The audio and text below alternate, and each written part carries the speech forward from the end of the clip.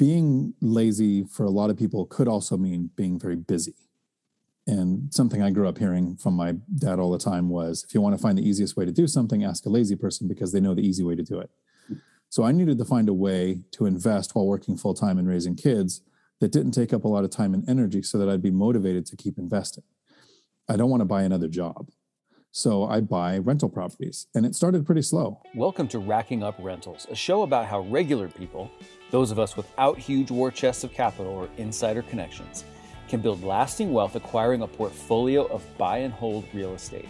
But we don't just go mainstream looking at what's on the market and asking banks for loans, nor are we posting "we buy houses" signs or just looking for, quote, motivated sellers to make lowball offers to. You see, we are people-oriented deal makers. We sit down directly with sellers to work out win-win deals without agents or any other obstacles and buy properties nobody else even knows are for sale. I'm Jeff from The Thoughtful Real Estate Entrepreneur. If you're the kind of real estate investor who wants long-term wealth, not get-rich-quick gimmicks or pictures of yourself holding fat checks on social media, this show is for you. Join me and quietly become the wealthiest person on your block. Now let's go rack up a rental portfolio. Hello, this is Jeff from The Thoughtful Real Estate Entrepreneur. Thank you for joining me for another episode of Racking Up Rentals. Show notes for this episode, including a full transcript of the interview you're going to hear in a moment, can be found at thoughtfulre.com/E118. Please do us a huge favor by hitting that subscribe button in your podcast app. It really helps fellow thoughtful real estate entrepreneurs to find the show. Onward with today's episode.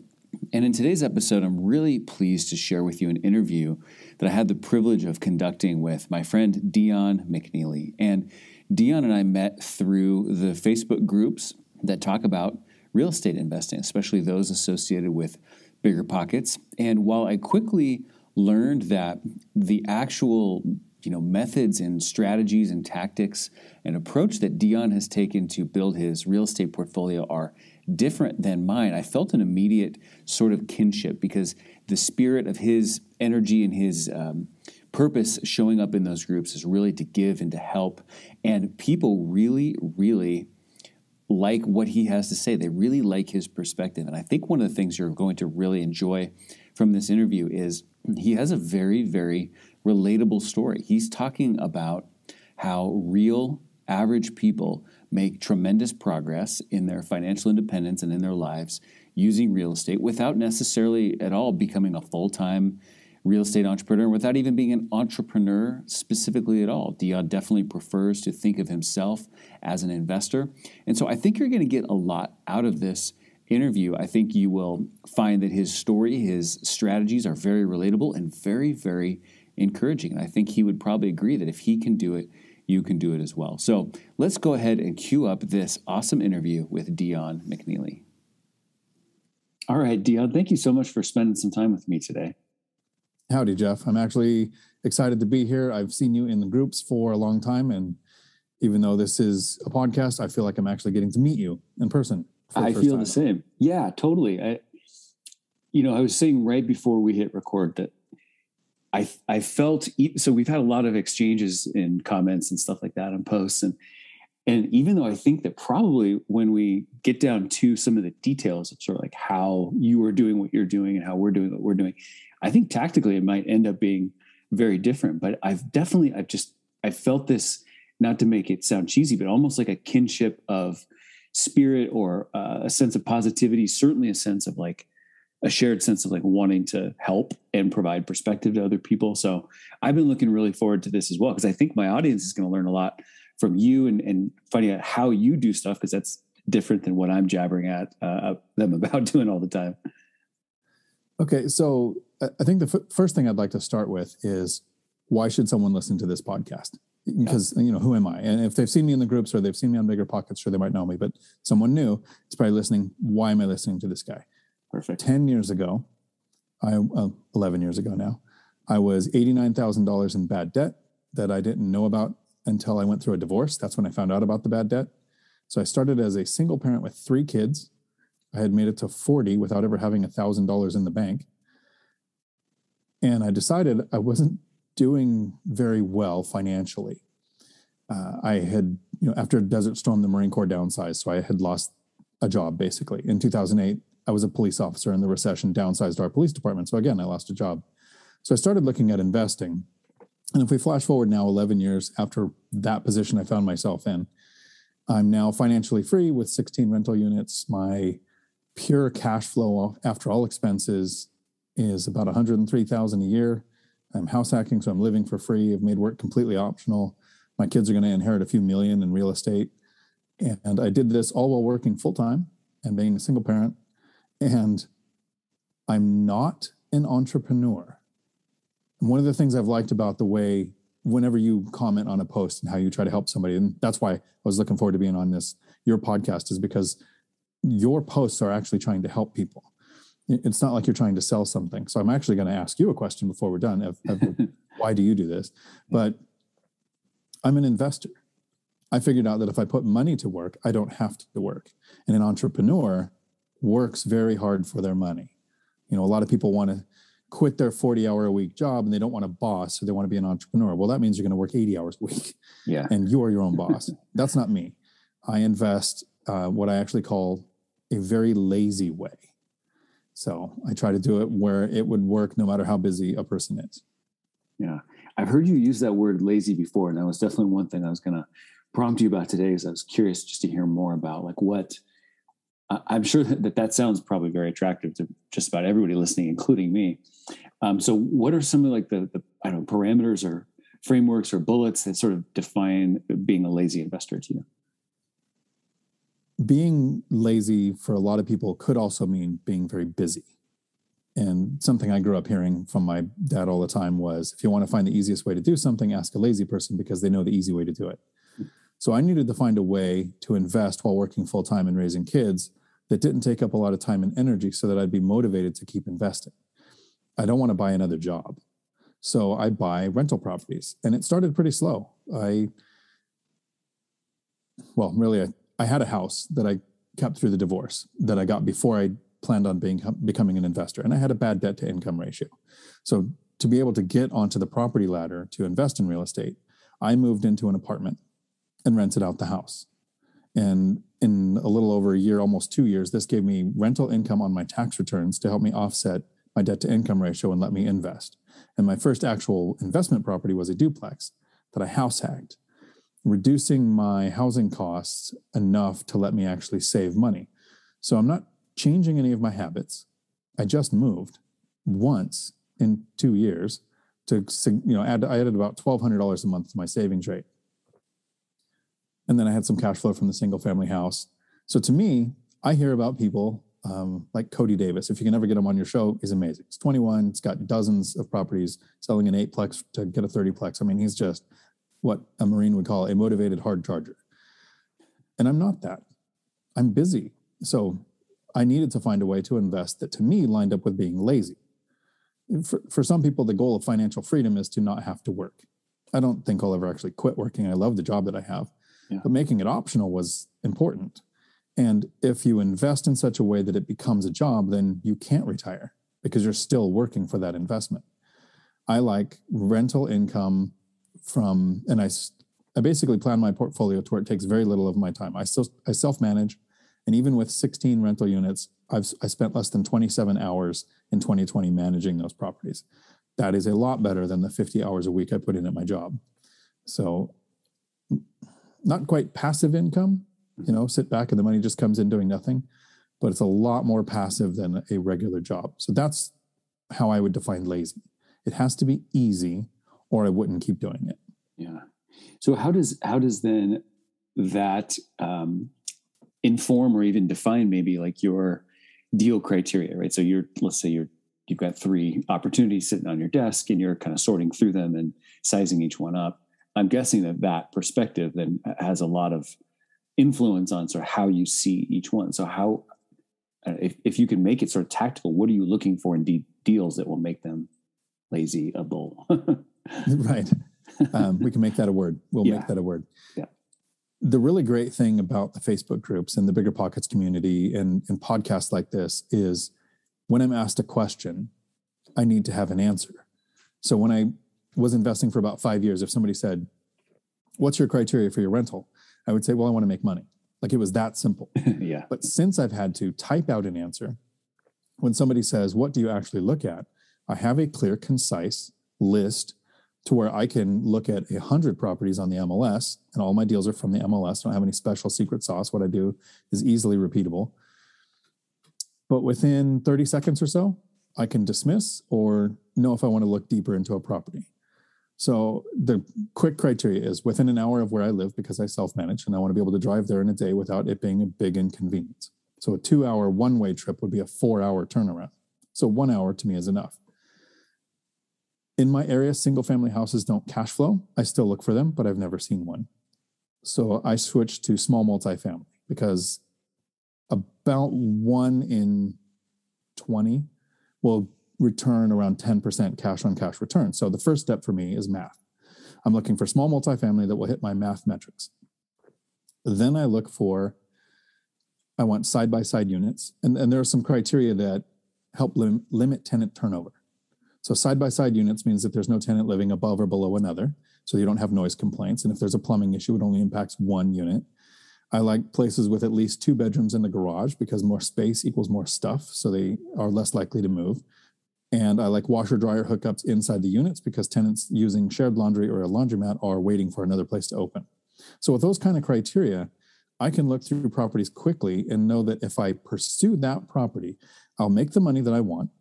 And because of the strategy to limit tenant turnover, I won't have to put a lot of work. I also prefer to hire or to buy rent-ready or already occupied properties. I have a strategy that actually gets tenants to request a rent increase and to request longer leases. Things that help me from having to do a tenant turnover or a rehab, and longer leases means more time between now and the next time I have to screen a tenant and do another tenant flip. Yeah, awesome. So tell us where you are located physically. All of my properties are between Tacoma and Olympia and Washington State, but not in the cities. Okay. Yeah.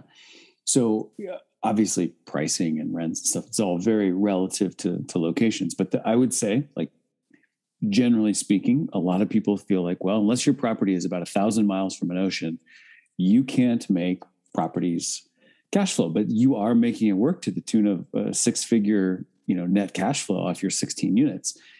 What do you feel like is there a secret sauce to be had with the way you're buying those, any of the other ways you're selecting those? Because I would say people would still say, well, Tacoma to Olympia, that's still expensive-ish,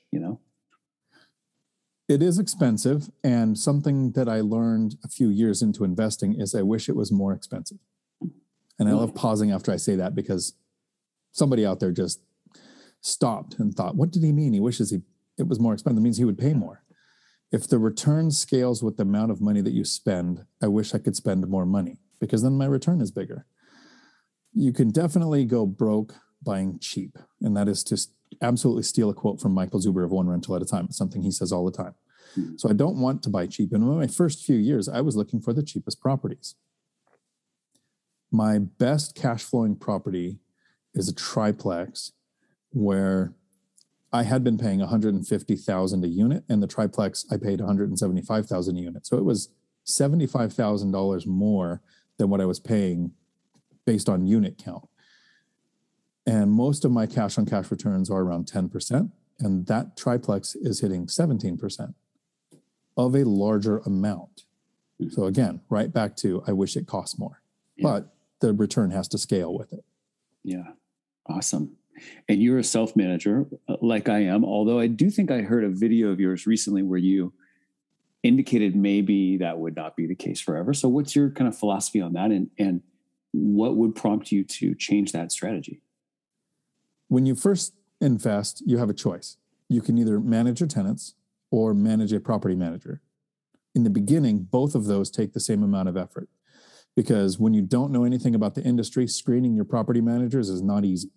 It's hard to know if you're being taken advantage of, what costs should be, and property managers and property owners are at odds.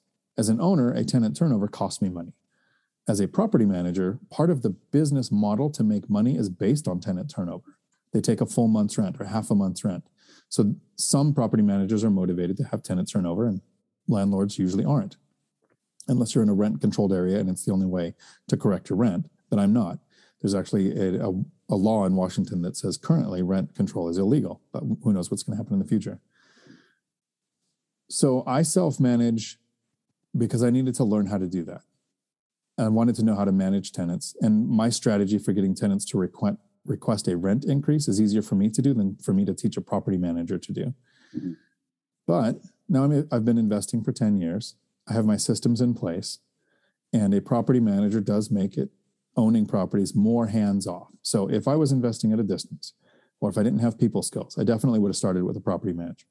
But since I am investing locally and I have people skills, I wanted to self-manage. But I want to increase my 1 month a year in a foreign country up to 3 months. And to do that, a property manager might make sense. And something that some people, this is not advice to count on this, but it is a factor. When I buy a property, my goal is a 10% or better cash on cash return the year that I buy it. I have no property that isn't doing much better than that the second, third, or fourth, or fifth year that I own it. The rents go up. Mostly the mortgages stay the same. Property taxes and insurance might go up a little, but the mortgage is 30-year fixed rate debt. It's the reason I invest in residential properties. So there's definitely a cushion of income to cover the expense of a property manager after a few years, even on properties that barely hit my 10% return when I buy them. So that's cool. That is cool.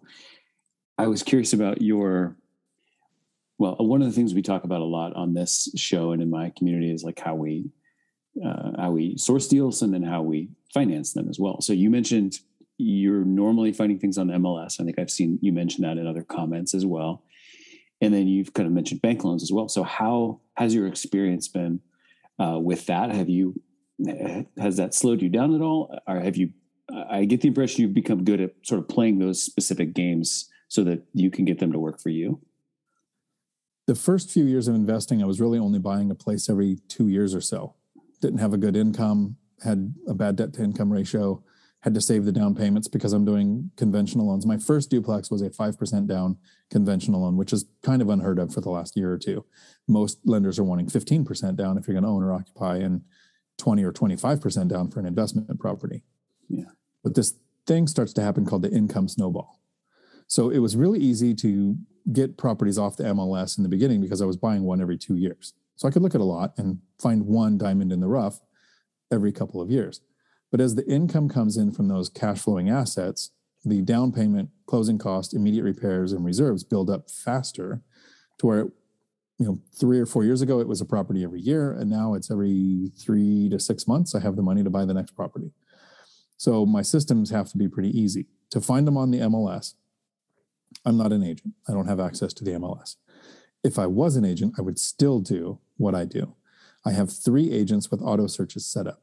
And I don't know what the nuance to the MLS is, but in over 10 years, those agents have only one time ever sent me the same deal, even though I copy and paste my criteria into an email to tell each one what I'm looking for. The footprint, the type of property, the price range. So somehow people search differently on MLSs, and all of those searches are different. So if I used one agent, I'd be missing a lot of deals. And then I have Honor. So whichever agent sends me the deal that I'm looking for, that I make an offer on, that's the agent that gets the commission and works with me through the whole deal. Yeah. As far as lending goes, I have and it sounds weird when I say these things because it sounds like I'm just over analytical, but it's this concise because I've had to answer the question to people that are watching my YouTube channel to learn this. So I have a clear answer. To do lending, I get pre-qualified with a major lender, like a big bank. Bank of America, Wells Fargo, doesn't matter which one, because their lending criteria is the most standardized. Then I'm making offers on properties, and I'm using, letters of pre-qualification from that lender. Once I have a property under contract, I will go to other lenders like Guild Mortgage, Fairway Mortgage, or it's been a while now, but I checked with credit unions for a few years because they're different lending types of lenders. Mm-hmm. And I would see if anybody could beat the rates and fees of the big bank. And so far, pretty much all of them were able to. I take that offer in writing back to the bank. And for the first several, the bank was able to beat the other lenders. So they kept my business. In the last few, Fairway Mortgage has been able to beat the rates and fees So they've gotten my last 2 refinances and 2 purchases. And I'll do that every time. It's actually something my lender taught me. She said, from the big bank, the agent I was working with, or broker, or whatever the title is, she said, I can't go to my boss and ask for a better rate because I like Dion. But I can go to my boss and say, Dion has this offer in writing to keep his business. We need to beat it. And it sounds like a lot of work, but really it's 4 or 5 emails back and forth to save tens of thousands of dollars over the next 30 years. Yeah, that's a really interesting point. I like that. I'm not sure if I've ever really thought about that angle before. That's a great tip. Yeah, nice. Okay, fantastic.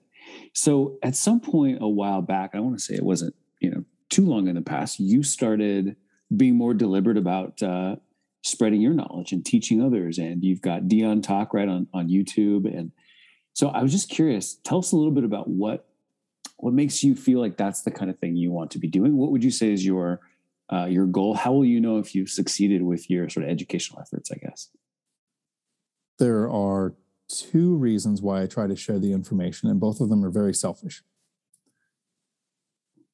The first one is I really liked the emotional state I was in when I reached financial freedom.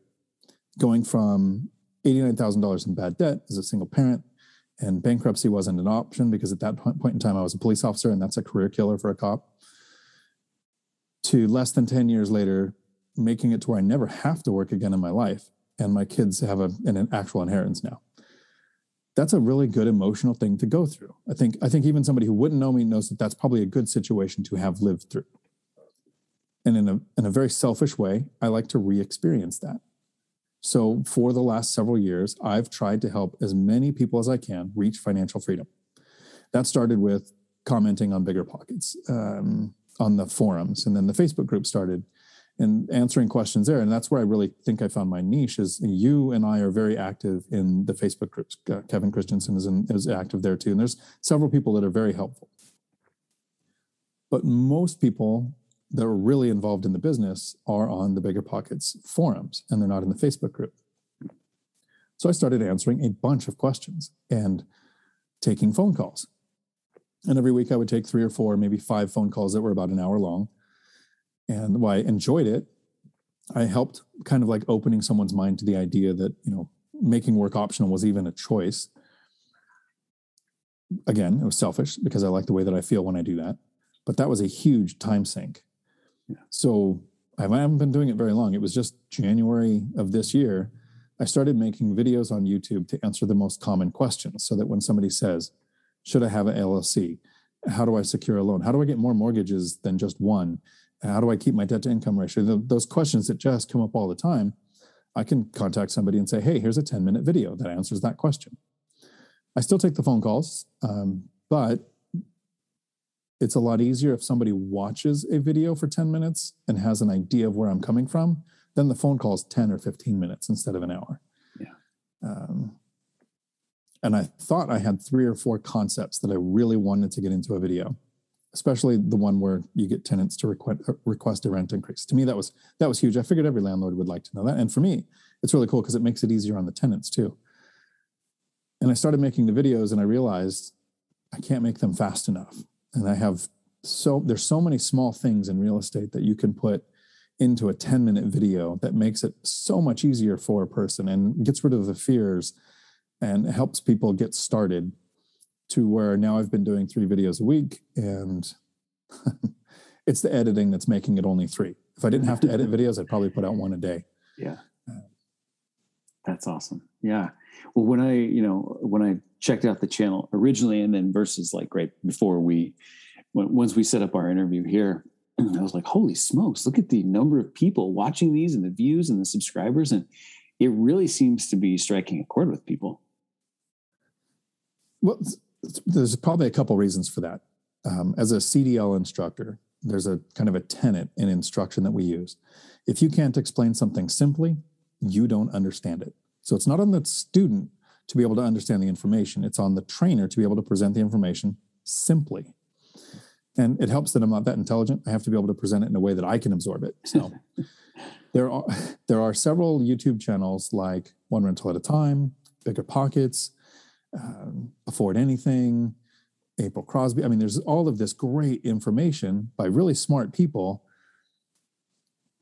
And on the other side of YouTube, there are funny channels, Screen Rants, or the College Humor, where they make a 5 to 10 minute video that just makes somebody laugh, and people will watch that. I haven't really seen any channels that put the two together. So my goal is to make short, 10-minute, try to keep up with, make a couple of points that really help in real estate, but then mix in something that makes people laugh.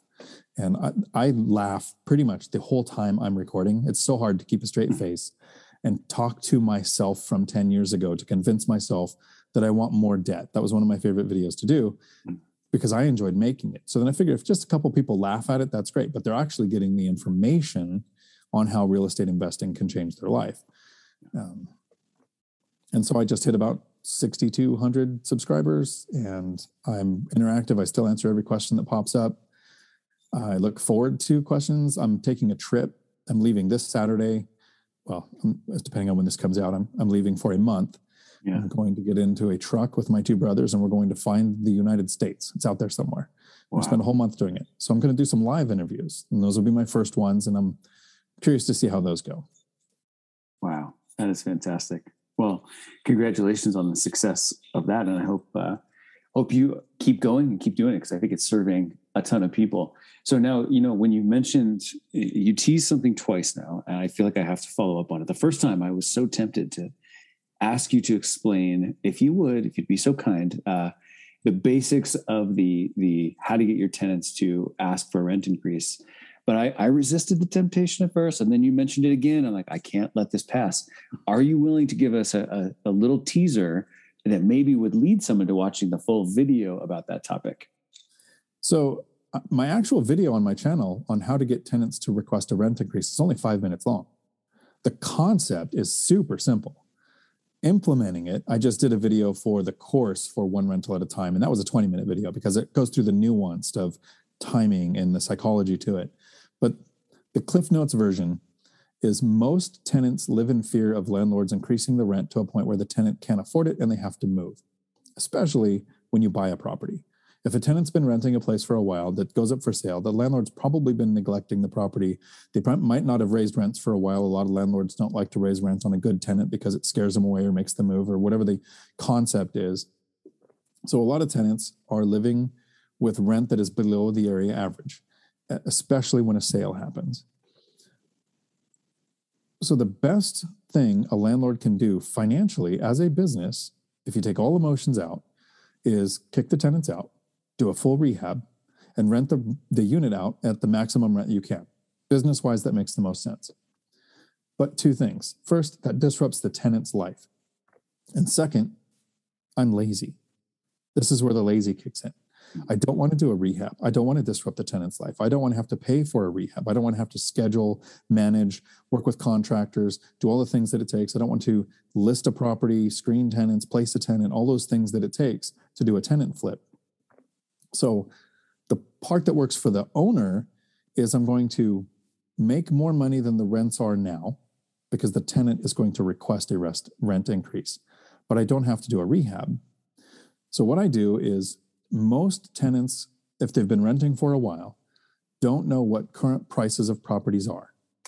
And they don't know what the rents are in their area, usually, because they haven't been thinking about moving until the sale happens. So what I'll do is I'll make a binder, literally a physical binder out of a 3-ring binder. The cover is a picture of the property with the amount that I paid, because if somebody goes online and looks up on Zillow, the property that they're renting, they're usually going to see the price from 2010 or 2012, whenever it was sold last, for $200,000 or $300,000. So that's what they think the property's worth. When I buy it now in 2018, 19, 20, 21, 22, I'm paying $400,000 for a duplex. And the last time it sold was $210,000. So I'm showing the tenants the price increase. Then the first page is a map of the rentals that are available in the area. So the tenants can see that I looked, within a driving distance, 5-minute drive from that rental. Similar sized units. Same number of bedrooms, has a garage, fenced yard, anything like that you can make the same, with those area average rents listed. And you have to be really careful here. Some of those rents will be really low, and you can point out to the tenants that that is low income housing. So when they do a search for a rental, they're going to find low income housing too. But this last one that I just did, the rents were at $1,150. The area average rents were $1,600. So the tenants know, they're now seeing rentals for $1,600, $1,550, $1,600. They know that I should kick them out. I should rehab the place and raise the rents because there's a huge gap. But I slide the binder to the tenant and I ask them, what do you think is fair? And so far, 100% of the time, the tenants request the rent to go up, not quite to the area average. Like if they were going to pay the area average, they might just move. But these tenants, both sides of the duplex were at $1,150. They requested for the rent to go up to $1,460. So the tenants requested for a $310 increase to their rent because they saw the area averages. They know they're still getting a deal, and that's enough money so that I'm not tempted to just push them out of their place, rehab it, and get better rents.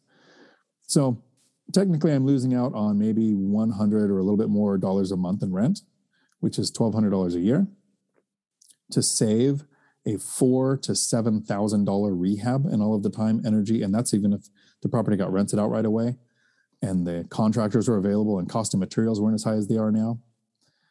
So the tenants are happy. I don't have to deal with the tenant turnover, and they requested the rent increase. So I'm able to find properties on the MLS where the current rents don't make sense, but just under the area average rents gets me my return that I'm looking for, which opens up a lot more properties off the MLS for me to look for.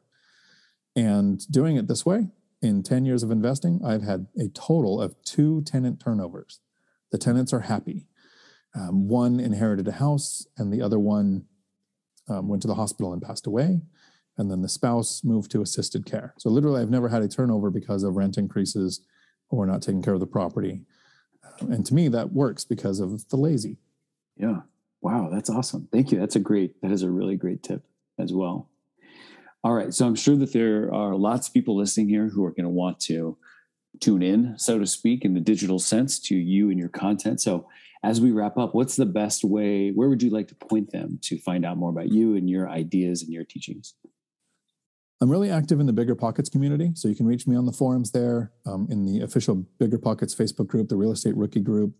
I'm actually working right now. Bigger Pockets put on a 12-week boot camp. Ashley Kerr is the facilitator, and I'm one of the assistants. There's 6 of us for 12 weeks doing that. So through Bigger Pockets is probably the easiest. Facebook, I'm like a teenager. I'm on Facebook all the time. And here on YouTube, it's Dion Talk Financial Freedom. If you just put in Dion, you're going to get Celine Dion for 7 pages of information. But if you put Financial Freedom, you'll get my channel. Awesome. All right. Thank you so much for spending time with me today, sharing some of your wisdom and your experience and your story with us. I appreciate it, Jeff. Before we hit the off button, Can you tell me what got you started into your podcast? Yes, absolutely. The podcast, I'd say, was the first foray that I made into the overall world of trying to, shine a light on a path for other people as well. And I'd say the reason was I've always loved the medium of podcasts, but I'd say much more broadly than that. I remember exactly what it was like when I found a voice that was exactly what I had been searching for, whose ideas not just made sense logically, but whose message and spirit resonated with me, like in my heart as well. And when I found that, it was like if you were listening to an old school radio and the dial is just a couple tick, it should have been 100.1, but you're at 100.3, and it sounds awful and scratchy, but like that voice to me was like twisting the dial just to where everything became clear. And that made all the difference for me in terms of my ability to make progress. And I think there's probably a good chance I can be that for somebody else, that little adjustment of the dial, who can give them clarity and help them make progress faster. So I'd say that's probably the best way to put it. Awesome. Cool. Thank you for that. Yeah. Thank you. All right. So I hope you enjoyed that interview as much as I did, and re-listening to it. And I think Dion's just got such great perspectives, and I just think he makes everything feel like it's very real. It's very achievable. And I hope you will take some time to subscribe to his YouTube channel and follow everything he's doing, because he's helping a lot of people, and you can definitely be one of those. So that is it for today's episode of Racking Up Rentals. So again, show notes, including a transcript, are going to be at thoughtfulre.com/E118. Please do us a big favor by hitting that subscribe button in your podcast app, and just take a second to rate and review the show. Did you know we have a Facebook group for thoughtful real estate entrepreneurs as well? Yes, we do. It's called Rental Portfolio Wealth Builders. We would love to have you join us there. Just go to group.thoughtfulre.com, and the magic of the internet will redirect you right to that page where you can join. If you like this episode, please take a screenshot of it and post that screenshot to Instagram and tag us. We are at Thoughtful Real Estate. I'll see you in the next episode. Until then, this is Jeff from the Thoughtful Real Estate Entrepreneur signing off. Thanks for listening to Racking Up Rentals, where we build long-term wealth by being win-win deal makers. Remember, solve the person to unlock the deal, and solve the financing to unlock the profits.